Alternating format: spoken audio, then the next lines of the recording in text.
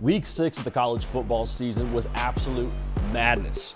Who are the big winners from the weekend that was? We'll talk about it right now. First things first, make sure you are subscribed right here to the On3 YouTube channel, baby. College football, nothing but college football all year round. Also follow me on the socials at JD Piquel on Twitter and on Instagram. Let me know who your winners were from this past college football weekend, all right? Now, we can't do this segment, y'all, just full transparency. There's no possible way you could do a winner segment from Week 6 and not talk about the Vanderbilt Commodores. Diego Pavia, man, we said this during our reaction video to the Alabama-Vanderbilt game. Like, you got to have a little bit of do not give a darn to beat the top team in the country, right? Especially when they come to your place. And Diego Pavia, I'll just say this, I don't think it is any coincidence that he was a part of the New Mexico State upset of Auburn and now the upset over Alabama. It is very obvious. He does not care what the other logo is. He does not care how many NFL players are on the opposing defense. He is going to play his ball game. He's going to give you all he can muster up and then some. Like, this is a dude now that you could tell the lack of fear that he had reverberated throughout the Vanderbilt football team. There was no flinch. There was, we're coming right after you. Hope you can handle it. And that was why Vanderbilt, in my opinion, among other things, won the football game. How about the option game, too, from the Doors, man? That was fun to see that and fun to see them storm the field in Nashville, Tennessee.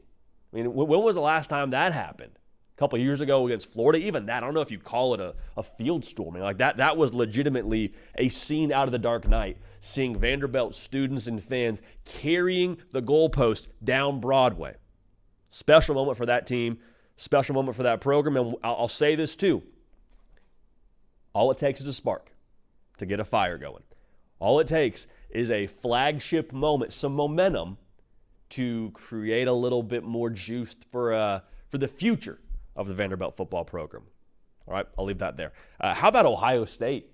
Ohio State, for me, definitely a winner from this weekend. In a world, in a slate full of chaos where you got Bama going down, Tennessee going down, Ohio State missed the memo they were supposed to lose on Saturday, I suppose, took care of business against Iowa, and it wasn't just the fact that they beat Iowa. It was more so the fact that they looked so crisp the weekend before the biggest game of their season to this point. All right, they got Oregon next week. We talked about Iowa kind of being a dress rehearsal for Ohio State.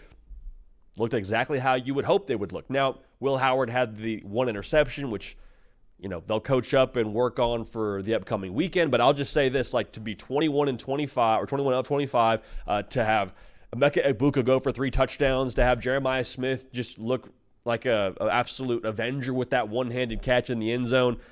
Ohio State starting to rev the engine now. It was their first real test of this college football season, passed it with flying colors. Ohio State, without a doubt, a winner from this past weekend. How about Arkansas, man? How can you not be happy for the pit boss out there, dude? Everything said about him at the end of last season, how he wasn't the right guy for the job and the magic had worn off. Then at SEC Media Days, he's the talking point about, wow, his seat must be so hot. He's a dead man walking. They actually already hired his replacement. And then what happens? They're a 2-touchdown dog at the crib. Tennessee rolls into town, a top 5 team, and that game finishes, much like the Vanderbilt game, with a field storming. And I can't help but be happy for that fan base too, man. I mean, that's an operation out there that endured a 4-8 season last year, a fan base with a lot of pride, a fan base with a major care factor.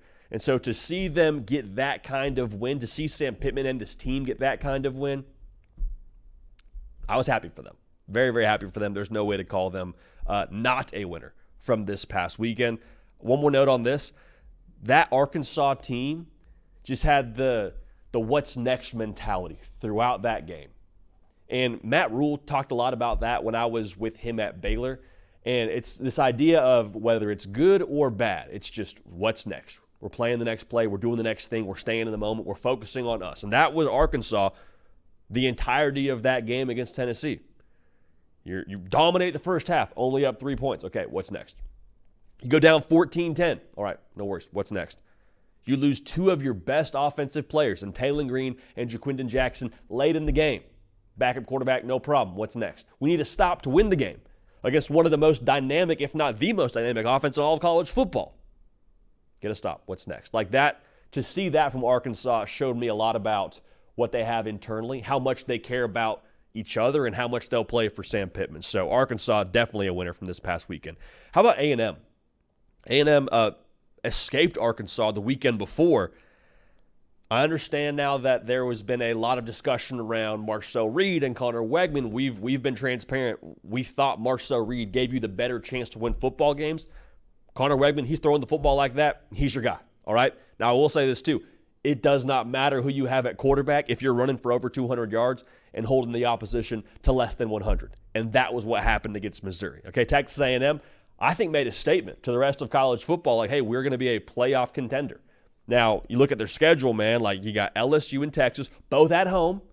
You got to go to Williams-Brice to play South Carolina. You got to go to Jordan-Hare to play Auburn. So some sneaky road tests. But if you can go if you can go 3-1 in that stretch, I think should be feeling pretty good about your chances to make the college football playoff. Yesterday, during our playoff picture rankings, I had A&M at 11. Got a lot of pushback. When you look at the resume, A&M's only loss is to a top 10 Notre Dame team, and then they just beat the brakes off a top 10 Missouri team by 30+ at home. So I'm just saying now, A&M, the brand of ball they're playing, the traits that this team is showing at this point in the year, if they keep trending upward and they're doing what they're doing on the line of scrimmage, both offensively and defensively, they're going to be right there in the mix for the college football playoff. Definitely a winner from this past weekend. Last team I want to throw in the mix here, I think Miami's a winner. Like there's a great line from a Lil Wayne song, looked death in the face and took its mask off. That was Miami this past weekend. That's been Miami now for the past 2 weekends if we want to factor in the Virginia Tech game.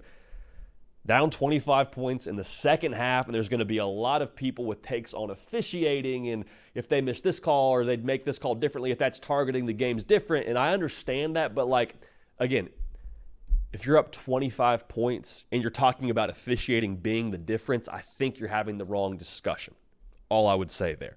You got a quarterback now who has another level of juice in Cam Ward, and you don't really want to depend on him quite as much as you have these last 2 weeks to will you to a victory, but you're also not apologizing for it. The fact that you have a psychopath at quarterback and the rest of your team responds to him, you could tell now that last drive where they're going in to score to go ahead, he is conducting the huddle. You got Shannon Dawson also speaking to the skill players and kind of coaching it up. But Cam Ward is telling everyone in that huddle what he expects from them in the following play. And then on that drive again, they scored and ended up going ahead and winning the football game. So Miami, man, you don't love the way that they have had to have some dramatics in games where they've been double-digit point favorites. But even with that being said, man, you do not apologize for a win. You don't apologize for a win on the opposite coast. I was told Miami got back just past 10 a.m. local time from the Cal game the Sunday morning after. That was a trek now, okay? So some tricky spots. They've passed those tests. Again, on a weekend where everyone and their mama was going down and losing, Miami was able to tightrope their way to a victory. And again, you don't apologize for that. So those to me are the winners of week 6. Again, get at me on the socials, Instagram and Twitter at JD Piquel. Let me know who you think won the weekend. We appreciate y'all. We love y'all. Going to keep this party rolling. We will see y'all next time.